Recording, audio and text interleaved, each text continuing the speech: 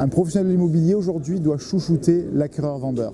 En effet, la rentrée de mandat est devenue un enjeu prioritaire pour lui. 55% des agents immobiliers déclarent que cet enjeu est la priorité de 2019 dans leur stratégie. En effet, aujourd'hui, un vendeur, c'est quoi?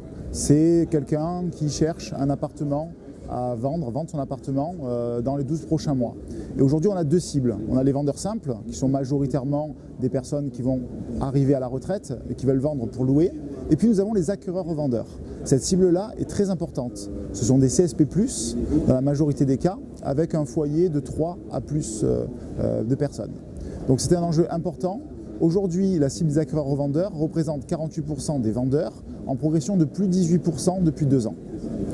Les acquéreurs-revendeurs, aujourd'hui, sont pressés de vendre. Pourquoi? Ils veulent effectivement acheter un bien également, et donc ils ont peur.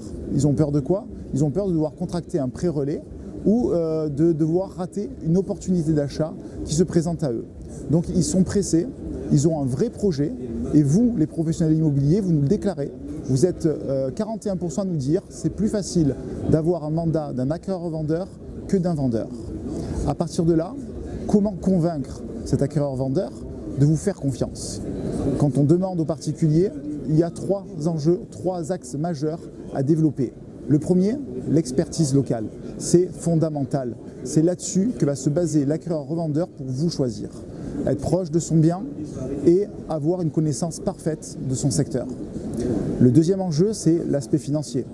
Estimer le bien au juste prix pour qu'on puisse le vendre vite, pour permettre à l'acquéreur-revendeur d'avoir un achat derrière.